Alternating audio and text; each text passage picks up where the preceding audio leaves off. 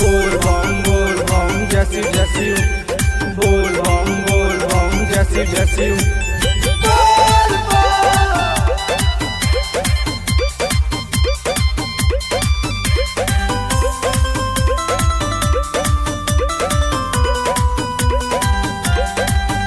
आगे राइफल देखा के चलो तारो सीना तान के तहारा ना पता बाटे तीरसुर के सान के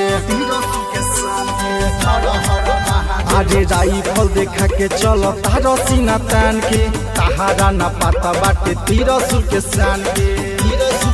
आसार कहा रोके ऊपर सरकार बाबे हो आगे कायदा में रहब तो फायदा करी बाबा तुहरो से बेसी रंगदार बारे हो पूरा माफिया के उहे सारा दार बारे हो बाबा तुहरो से बेसी रंगदार बारे हो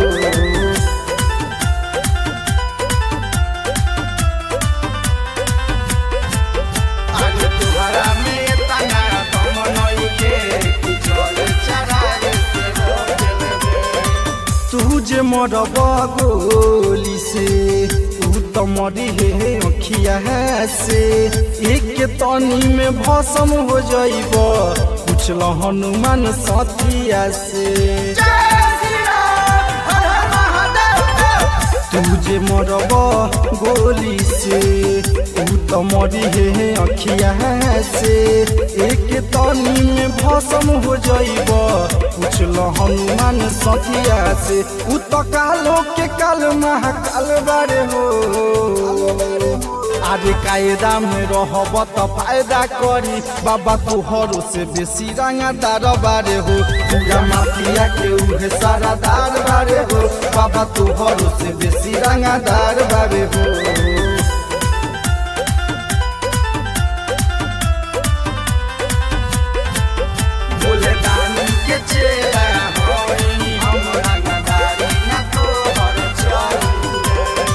तोहरा जैसन आंडू पांडू आगे पीछे घूमेला भूत बन के ए हो बाबू मस्ती में झूमेला आए हाय तोहरा जैसन आंडू पांडू आगे पीछे घूमेला भूत बन के ए हो बाबू मस्ती में झूमेला कहे बाजीगर बहुत खूंखार बारे हो आगे कायदा में रहब तो फायदा करी बाबा तुहरो से बेसी रंगदार बारे हो पूरा माफिया के उहे सारा दार बारे हो बाबा तुहरो से बेसी रंगदार बारे हो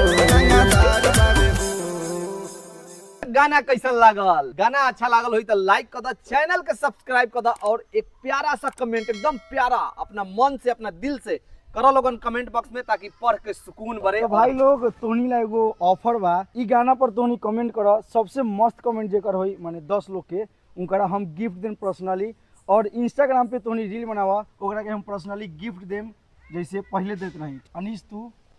बस ये कहम कि ढेर सारा रील बनावा और गाना अच्छा लागल तो कमेंट करके बतावा कि कैसन लागल। गानो देखा तारा लोगन इनामो पावता।